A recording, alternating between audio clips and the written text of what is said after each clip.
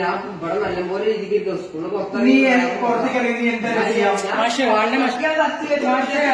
സത്യമായിട്ട് ഞാൻ പോവുള്ളൂ. ഞാൻ അങ്ങനെ സ്വഭാവം എന്താ പറയുക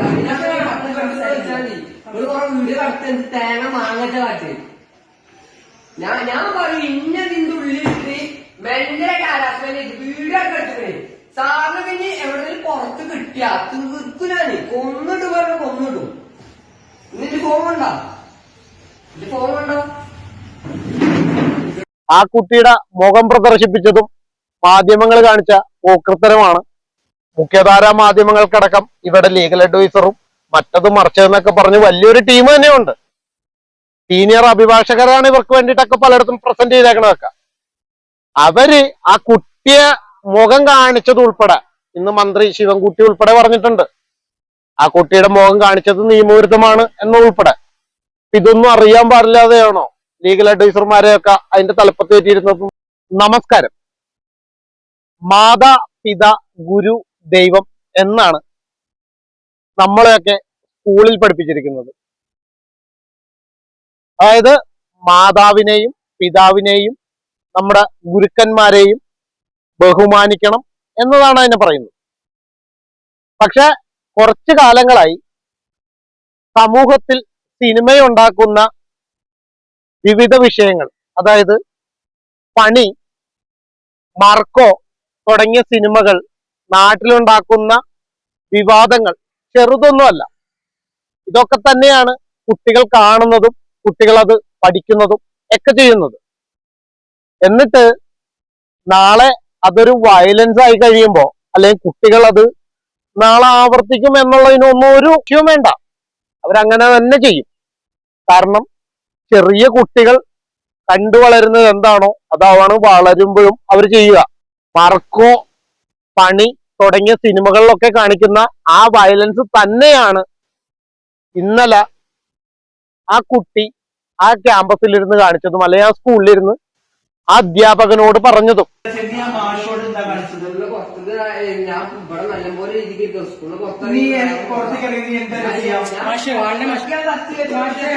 സത്യമായിട്ട് ഞാൻ പോവുള്ളൂ. ഞാൻ അങ്ങനെ സ്വഭാവം എന്താ പറയുക വീട് കടത്ത് തേങ്ങ മാങ്ങച്ച കാറ്റ് ഞാൻ പറയും ഇന്നതിന്റെ ഉള്ളിലിട്ട് മെന്റലായിട്ട് ഹരാസ്മെന്റ് വീടൊക്കെ എടുത്തിട്ടേ സാറിന് പിന്നെ എവിടെയെങ്കിലും പുറത്ത് കിട്ടിയ തീർക്കുനാണ് കൊന്നിട്ട് പറഞ്ഞ കൊന്നിടും. എന്നിട്ട് ഫോൺ കണ്ടോ ഈ കുട്ടി അങ്ങനെ പറഞ്ഞപ്പോ അതും മാധ്യമങ്ങളെടുത്ത് വൈറലാക്കിയല്ലോ. പ്രായപൂർത്തിയാവാത്ത കുട്ടികളുടെ വീഡിയോ മുഖം മറയ്ക്കാതെ പബ്ലിഷ് ചെയ്യാൻ പാടില്ല എന്നൊക്കെയുണ്ട്. ഇതൊക്കെ നിങ്ങൾ വയലേറ്റ് ചെയ്തു. എന്നിട്ട് നിങ്ങൾ ഈ പറഞ്ഞ സംഭവം നിങ്ങൾ ചെയ്തപ്പോ അത് എനിക്ക് അംഗീകരിക്കാൻ പറ്റുന്ന ഒരു കാര്യമല്ല നിങ്ങളാ ചെയ്തത്. കാരണം സമൂഹത്തിൽ ഇപ്പൊ സിനിമ എന്ന് പറയുന്നത് ഒരു എന്റർടൈൻമെന്റ് ആയിട്ടൊക്കെ കാണണം, അല്ലെങ്കിൽ എന്റർടൈൻമെന്റിന് വേണ്ടിയിട്ടുള്ളതാണ്. നിങ്ങളിലെ ക്രിമിനലിസമാണ് അവിടെ നിങ്ങൾ കാണിച്ചത്. അതുകൊണ്ട് തന്നെ കൃത്യമായിട്ടുള്ള ഒരു മോണിറ്ററിംഗ് കമ്മിറ്റി വേണം. വയലൻസ് പോലെയുള്ള സിനിമകൾ അല്ലെങ്കിൽ വയലൻസ് കാണിക്കുന്ന സിനിമകൾ സമൂഹത്തിൽ റിലീസ് ചെയ്യുന്നില്ല അല്ലെങ്കിൽ റിലീസിന് ചെയ്യില്ല എന്നുള്ളൊരു നടപടികളിലേക്ക് ഇത് പോയാൽ ഈ പ്രശ്നം തീരുന്നത് മാത്രമാണ്. അല്ലാതെ നാളെ ഇവിടെ ഇരുന്നിട്ട് ഒരിത്തിരി മരുന്നടിച്ചിട്ട് അവന് നാളെ എന്തും കാണിക്കാം. ഇപ്പോ ഈ അടുത്തിറങ്ങിയ സിനിമകളെല്ലാം നിങ്ങൾ നോക്കിക്കോ, വയലൻസ് ആയ മൂവികളല്ലാതെ വേറെ ഏത് സിനിമയാണ് ഇറങ്ങിയിട്ടുള്ളത്? പണി നോക്കിക്കോ. പണി കൊച്ചു കുട്ടികളെ അടക്കം ഒരുമിച്ചിരുന്ന് കുടുംബസമേതം ഇരുന്ന് കാണാൻ പറ്റുന്ന ഒരു പടമൊന്നുമല്ല. ആണോ? മാർക്കോ കാണാൻ പറ്റുമോ? പണ്ട് വിവാദമുണ്ടായ ഒരു സിനിമ ഉണ്ടായല്ലോ, ചുരുളി. ഇതൊന്നും കുടുംബസമേതം ഇരുന്ന് കാണാൻ പറ്റിയ മൂവിയാണോ? അല്ലെങ്കിൽ കുട്ടികളുടെ ഒപ്പം ഇരുന്ന് കാണാൻ പറ്റുന്ന മൂവിയാണോ? പണ്ട് കാലത്തൊക്കെ,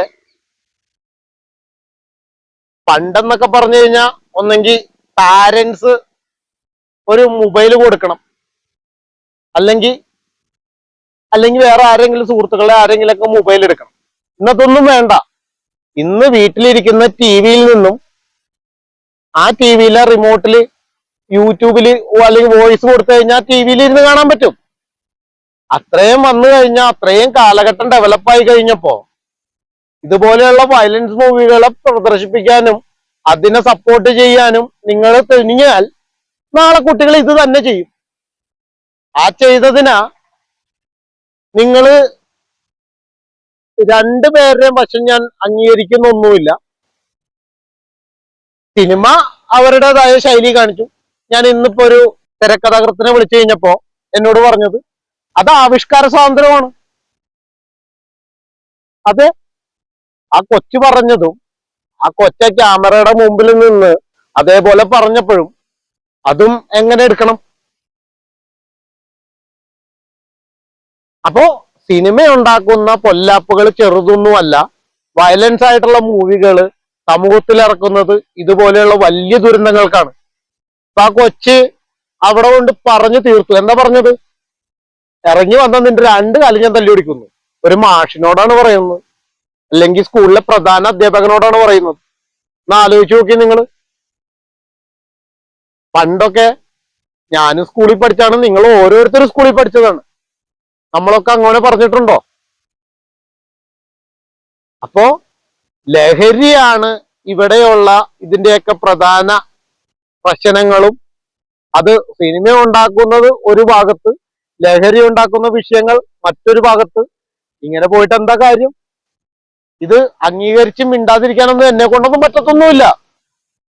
ഇതിനൊക്കെ കർശന നടപടി സ്വീകരിക്കേണ്ടത് എക്സൈസും വിദ്യാഭ്യാസ വകുപ്പും അടക്കമുള്ളവരാണ്. നാളെ ഇപ്പൊ ഇന്നലെ എനിക്കൊരു കോൾ ഉണ്ടായിരുന്നു. എന്റെ വീടിന്റെ അടുത്തുള്ള ഒരു പ്രമുഖ വിദ്യാഭ്യാസ സ്ഥാപനത്തില്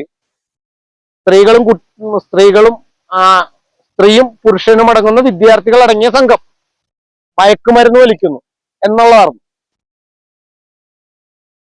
അപ്പൊ സ്കൂൾ കാലഘട്ടത്തിൽ അല്ലെങ്കിൽ സ്കൂളുകളിലും അല്ലെങ്കിൽ ക്യാമ്പസുകളിലേക്കും മയക്കുമരുന്നുകൾ എത്തിയെങ്കിൽ അതിന്റെ വീഴ്ച നിങ്ങൾക്കുള്ളത് തന്നെയാണ്. അപ്പോ മർക്കോ, പണി തുടങ്ങിയ സിനിമ, വയലൻസുകളായ മൂവീസ് നിങ്ങൾ റിലീസ് ചെയ്താൽ ഇതൊക്കെ തന്നെ സംഭവിക്കും. അതുകൊണ്ട് തന്നെ ഇതുപോലെയുള്ള സിനിമകൾ പ്രദർശിപ്പിക്കാൻ അനുവദിക്കില്ല എന്നുള്ളൊരു തീരുമാനം ഒന്നെങ്കിൽ സിനിമയുമായി ബന്ധപ്പെട്ട മന്ത്രി ഉൾപ്പെടെയുള്ള ഓരോരുത്തരും തീരുമാനിക്കണം. അല്ലെങ്കിൽ കുട്ടികൾ നാളെ ഇതിലും വലുത് കാണിക്കും. ആ കാണിച്ചു കഴിഞ്ഞിട്ട് നിങ്ങൾ നാളെ ഇരുന്ന് ചാനൽ ചർച്ച, അന്തിച്ചർച്ച വെച്ചിട്ട് ഒരു കാര്യവുമില്ല. ബഹുമാനം കൊടുക്കണം, വാങ്ങണം. അത് സിനിമകളിൽ നിന്നുണ്ടാക്കുന്നതാണെങ്കിൽ പ്രത്യേകിച്ച് ഞാൻ പറയുന്നില്ല. കാരണം പണിയൊക്കെ ഞാൻ പറഞ്ഞില്ലേ, പണി, മർക്കോ ഒക്കെ കാണിക്കുന്നത് കണ്ടു കഴിഞ്ഞാൽ എത്ര ഇതാണെന്ന് പറഞ്ഞാലും ആ കുട്ടികൾ അങ്ങനെയൊക്കെ തന്നെ കാണിക്കും. അതൊന്നും കണ്ടിട്ട് മിണ്ടാതിരിക്കുമെന്ന് നിങ്ങൾ വിചാരിക്കണ്ട. എന്തായാലും ആ കുട്ടിയുടെ മുഖം പ്രദർശിപ്പിച്ചതും മാധ്യമങ്ങൾ കാണിച്ച പോക്കൃത്തരമാണ്. മുഖ്യധാരാ മാധ്യമങ്ങൾക്കടക്കം ഇവിടെ ലീഗൽ അഡ്വൈസറും മറ്റതും മറിച്ചതെന്നൊക്കെ പറഞ്ഞ് വലിയൊരു ടീം തന്നെയുണ്ട്. സീനിയർ അഭിഭാഷകരാണ് ഇവർക്ക് വേണ്ടിയിട്ടൊക്കെ പലയിടത്തും പ്രസന്റ് ചെയ്തേക്കണതൊക്കെ. അവര് ആ കുട്ടിയെ മുഖം കാണിച്ചത് ഉൾപ്പെടെ ഇന്ന് മന്ത്രി ശിവൻകുട്ടി ഉൾപ്പെടെ പറഞ്ഞിട്ടുണ്ട്. ആ കുട്ടിയുടെ മുഖം കാണിച്ചത് നിയമവിരുദ്ധമാണ് എന്നുൾപ്പെടെ. ഇതൊന്നും അറിയാൻ പാടില്ലാതെയാണോ ലീഗൽ അഡ്വൈസർമാരെയൊക്കെ അതിന്റെ തലപ്പത്ത് കയറ്റിയിരുന്നത്?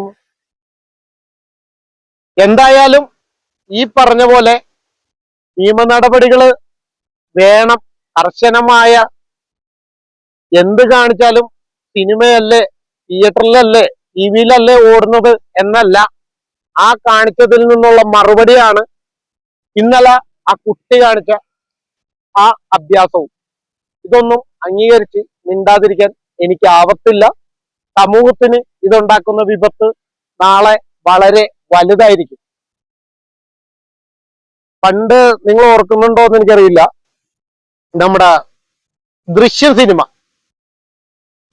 സിനിമ ഇറങ്ങി കുറച്ച് കാലങ്ങൾ കഴിഞ്ഞപ്പോ സെപ്റ്റിക് ടാങ്കിൽ നിന്നും മറ്റിടത്തും മറത്തുനിന്നും ഒക്കെ ആയിട്ട് പലരെയും നമ്മൾ വാർത്തകൾ കണ്ടിട്ടുണ്ട്. എന്ന് പറഞ്ഞ പോലെ തന്നെയല്ലേ ഇതുപോലെയുള്ള വയലൻസ് ആയ മൂവികൾ ഇറക്കുമ്പോ കുട്ടികൾ ഇങ്ങനെ പ്രതികരിക്കും. പ്രതികരിക്കുന്നത് കൊണ്ടാണ് ഞാൻ പറഞ്ഞത് ഇതുപോലെയുള്ള വയലൻസ് ആയിട്ടുള്ള മൂവികൾ റിലീസ് ചെയ്യുന്നത് ഉൾപ്പെടെയുള്ള ഓരോ കാര്യങ്ങളും തടഞ്ഞു വെക്കണം, അവസാനിപ്പിക്കണം. അല്ലെങ്കിൽ കുട്ടികൾ നാളെ ഇതിലും വലുത് കാണിക്കും. ആ കാണിച്ചിട്ട് ഞങ്ങള് അവിടെ ഇരുന്ന് അന്തിച്ചർച്ച നടത്തിയിട്ടോ അല്ലെങ്കിൽ വീട്ടിലിരുന്ന് കരഞ്ഞിട്ടോ ഒരു കാര്യവും ഉണ്ടാവില്ല എന്ന് മുഖത്ത് നോക്കി പറഞ്ഞുകൊണ്ട് നിർത്തുന്നു. നന്ദി, നമസ്കാരം.